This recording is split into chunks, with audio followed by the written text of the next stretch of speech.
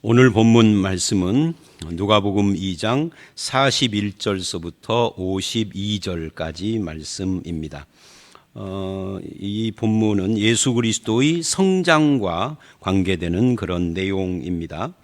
40절과 52절을 보면 어제 매일 성경에서 우리가 잠시 언급을 했는데 예수님의 성장에 대한 이야기를 해요.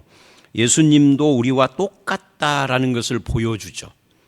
우리도 어린아이로 태어나서 자라서 어른이 된 것처럼 예수님도 육체가 성장하고 40절 아이가 자라며 신체가 성장한 거죠. 그 다음에 지혜가 충만하며 정신적 성장입니다.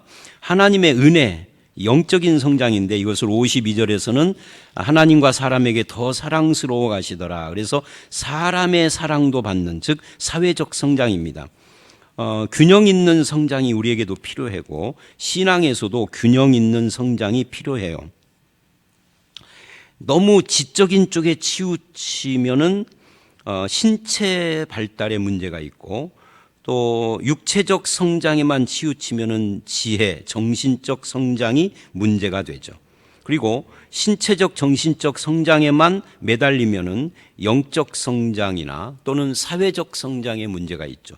이 사회적 성장에서 가끔 가다 보면은 우리나라 사람들은 공부나 성적을 중요시 여겨서 학교를 아예 안 보내버리거나 고등학교 한 1학년이나 2학년쯤 자퇴를 시키고 학원을 보내가지고 하는 분들도 제가 봤어요. 근데 사실은 오직 성적만을 위해서라면 그렇게 할 수도 있죠. 그렇게 해서 좋은 대학 갈 수도 있어요.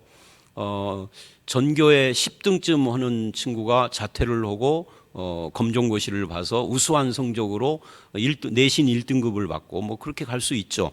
근데 문제는 뭐냐면 학교라는 것이 공부만을 위한 것이냐 하는 거죠.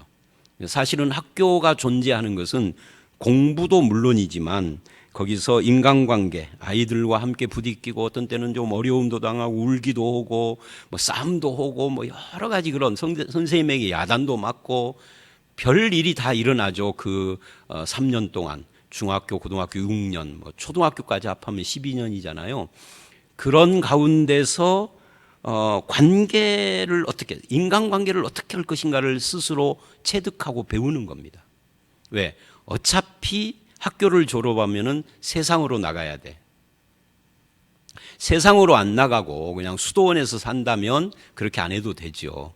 그래서 세상 속에서 어떻게 살아야 될 것인가를 신앙인으로서 그거를 직접 배워야 하는데 그것이 부족해져요. 그래서 이런 부분들을 우리가 균형 있는 성장이라는 측면에서 우리가 생각을 좀 해봐야 됩니다.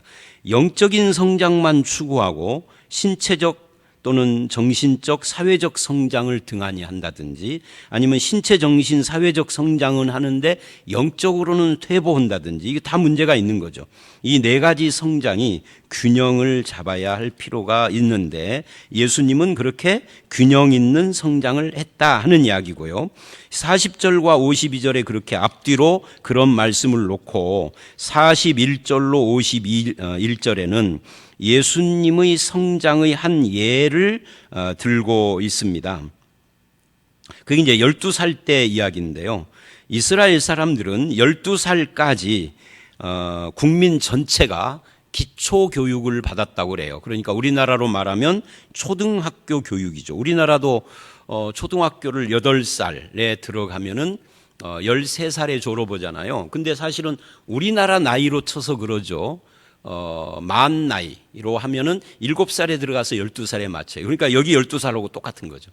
그러니까 저들이 6년제 교육을 한 것은 아니지만 12살 때쯤에 교육을 다 마치고 13살서부터는 각종 절기에 참여를 하게 되고 어제 그저께도 잠깐 말씀을 드렸던 것처럼 이제 국가에 인두세를 내는 말하자면 성인 대접을 받게 되는 겁니다.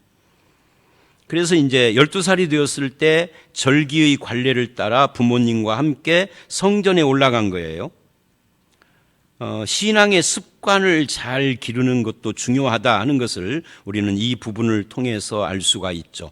어떤 믿는 부모님들 가운데는 본인들은 교회를 열심히 다니고 신앙생활을 하는데 자식에게 전혀 신앙의 권유를 하지 않거나 또는 자식이 교회를 안 나오는데도 그냥 내버려 두시는 분들이 뭐 흔치는 않아도 있더라고요. 근데 저는 그게 참 이해가 잘 안 됩니다. 정말 신앙이 부모님들이 보기에 내가 믿는 이 신앙이 정말 생명이고 귀한 것이고 정말 그지없는 축복이다 라고 믿는다면 그거를 내 사랑하는 자녀에게 권해야 되죠. 그냥 말로만 권하는 것이 아니라 적극적으로 권해야 하는 거고요. 그러지 않겠습니까? 근데 그거를 등한히 하는 것은 좀 제가 보기에는 아니에요.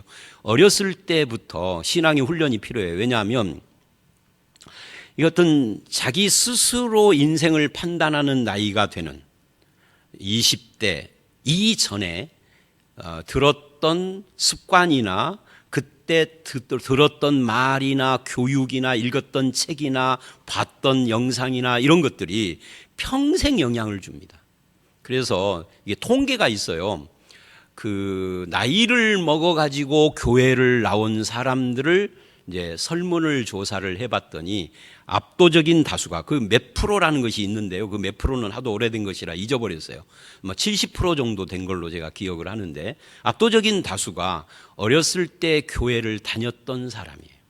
그러니까 어려서 초등학교나 중고등학교 때 교회를 다녔던 사람은 뭐 여러 가지 이유 때문에 교회를 떠나서 방황을 하고 성년이 됐지만 40대, 50대가 돼서 다시 교회로 올 확률이 참 많다 하는 거죠. 그런데 어렸을 때 그런 경험이 전혀 없는 사람은 교회로 올 확률이 줄어들어요. 그래서 이 신앙교육이 굉장히 중요합니다. 뭐 중간에 방황 않고 쭉 가는 것이 더 좋지만 혹 방황하더라도 그렇다 그 말이에요. 그런데 우리가 부모로서 그거를 등한시한다는 것은 오늘 예수의 부모의 이런 모습을 볼 때 우리가 좀 도전을 받아야 할 필요가 있습니다.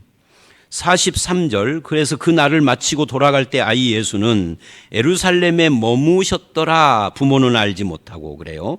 근데 이 참 머무셨더라 하는 데다가 밑줄을 하십시오. 이게 참 재미있는 표현입니다. 왜 재미있느냐면 이게 영어 성경으로는 must be라고 되어 있어요. 그러니까 must be가 뭐예요? 반드시 머무셔야만 했다 그 말이에요. 어쩌다 보니까 부모하고 떨어져서 어쩌다가 헤매다가 보니까 된 것도 아니고 우연히 된 것이 아니라 반드시 머물러야만 했다라고 하는 예수님의 12살 그러니까 우리나라 나이로 13살 13살짜리의 어떤 결심이 여기 반드시 있어야만 해. 나는 부모를 따라 이 성전을 밖으로 안 나가고 여기서 할 일이 있어 라고 생각을 했다는 거죠. 이게 대단한 겁니다. 그래서 거기서 뭐를 했느냐 하는 거예요. 그래서 부모가 이제 하루길쯤 간 후, 이것도 참 웃기는 일이에요. 아니 자기 자식이 없어졌는데 하루길을 가는 정도의 시간이 흘렀는데 몰라 그거를. 아마 이것은 그 가족만이 아니라 여럿이 함께 동행하지 않았을까 하는 짐작을 해봅니다. 뭐 성경에는 그런 이야기가 안 나오지만 그러니까 지금 어디 묻혀서 몰랐던 거겠죠. 어쨌든 간에 찾아도 못 찾았어요. 그래서 예루살렘으로 다시 돌아가 봤더니 46절 사흘 후에 성전에서 만났는데 뭐를 하느냐면 선생들 중에 앉으사 그들에게 듣기도 하고 묻기도 하시니 듣는 자가 다 그 지혜와 대답을 놀랍게 여기더라. 그러니까 예수님의 지혜, 특히 이 지혜가 그냥 지혜, 단순한 지혜가 아니었던 것 같아요. 성경 말씀, 이때는 구약이죠. 에 대한 지혜이지 않았을까 하는 짐작을 해봅니다. 성전 안에서의 일이니까. 또 성전 안에 선생들이라는 것이 율법을 가르치는 선생들이니까 말이죠. 그것이 그들을 놀랍게 할 정도로 대단한 말씀들을 이미 12살 그러니까 우리나라 나이 13살 중학교 1학년쯤 된 나이에 이미 그러고 있어요. 초등학교 6학년, 중학교 1학년 나이쯤에. 그런 놀라운 모습을 보고 부모가 놀랍니다. 그래서 어째서 네가 아버지와 나를 근심하게 했느냐, 너를 찾았다라고 말을 하니까 49절에 예수님이 대답을 합니다. 이 대답이 또 놀라워요. 어찌하여 나를 찾으셨나이까? 내가 내 아버지 집에 있어야 할 줄을 알지 못했습니까? 라고 대답을 해요. 이것은 예수님이 12살 때 이미 자기 자신이 누군지에 대해서 자각하고 계셨다 하는 것을 의미합니다. 여기서 핵심은 내 아버지입니다. 내 아버지 집, 내 아버지, 하나님을 내 아버지라고 했다는 거예요. 당시 유대인들은 꿈도 꾸지 못했던 표현이죠. 우리는 여기서 신학적으로 자유주의자들이 예수님은 세례 요한에게 세례를 받았을 때에 하나님의 아들이 됐다라고 말하는 그것이 얼마나 잘못된 것인가 하는 것을 알 수 있어요. 예수님은 이미 그 전에 30살이 되기 전에 12살 때 이미 자기가 하나님을 아버지라고 부르는 그의 아들이라는 것을 알고 계셨어요. 그래서 51절 하반절에 보면 마리아가 그 어머니는 이 모든 말을 마음에 두니라 라고 표현을 합니다. 예수님이 우리에게 어떤 의미인가 하는 것을 마리아는 느끼고 있다는 거죠.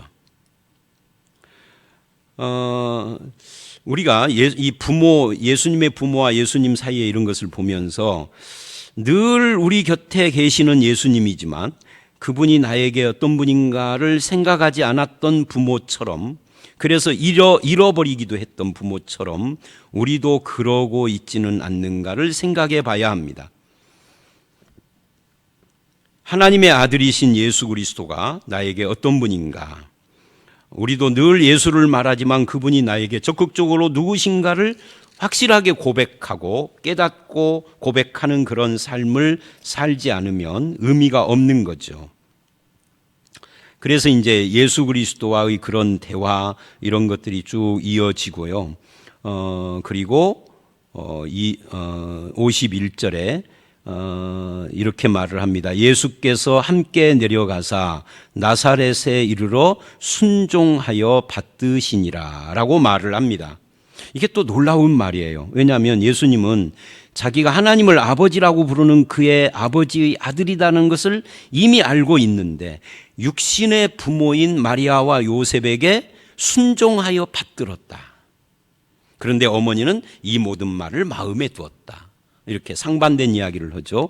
그러니까 하나님과의 관계도 중요하지만 49절, 51절 부모와의 관계에도 충실했다는 거예요. 그리고 이제 공생애가 시작되기까지 그렇게 사신 거죠.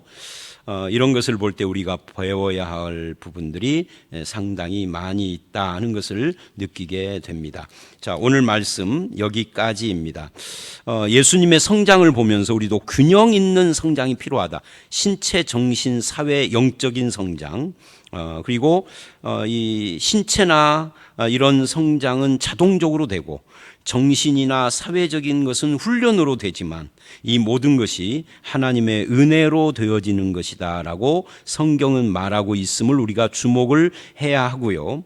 또 예수 그리스도가 누구신가 할 때 이 율법의 선생들도 놀랍게 할 만큼 지혜로우신 분이고 그분은 하나님을 자기 아버지라고 부르시는 분인데도 부모를 섬기는 일을 마다하지 않았다 하는 것을 통해서 우리가 하나님을 믿는 것과 육신의 형제 자매나 부모 자녀를 대하는 것이 서로 충돌되지 않는 것이다 하는 것도 배우게 됩니다. 여기까지 하고 우리가 함께 기도하도록 하겠습니다. 하나님 아버지, 예수님의 성장의 모습을 오늘 보면서 예수님이 우리와 똑같은 성장의 과정을 거친 것을 봤습니다. 육체가 성장하고 지혜가 성장하고 또 하나님과 사람들에게 사랑을 받는 영적 사회적 성장까지 이루심으로써 어떤 한쪽에 치우치지 않고 균형 있는 성장을 했는데 이 모든 것이 하나님의 은혜 가운데 이루어진 것임을 성경은 말하고 있습니다. 우리도 하나님의 은혜 가운데서 나 자신뿐만 아니라 우리 자녀들이 이렇게 균형 있는 성장을 통해서 하나님의 은혜를 받고 하나님께 영광을 돌리는 삶을 살게 해 주시옵소서. 특별히 하나님과 하나님의 말씀에 대한 지혜가 충만하게 자라도록 우리와 함께 해 주시고 우리 자녀들을 이끌어 주시옵소서. 예수 그리스도는 하나님을 아버지라 부르는 성자 하나님이시지만 육신의 부모를 받들어 섬기는 일도 소홀히 하지 않았던 것을 봅니다. 이런 균형이 우리 삶에도 있게 하셔서 하나님을 잘 믿을 뿐만 아니라 가정에서 가족의 관계에서도 충실하여서 본이 되는 그런 성도로 우리를 이끌어 주실 줄 믿사옵고 예수님 이름으로 기도드렸사옵나이다. 아멘.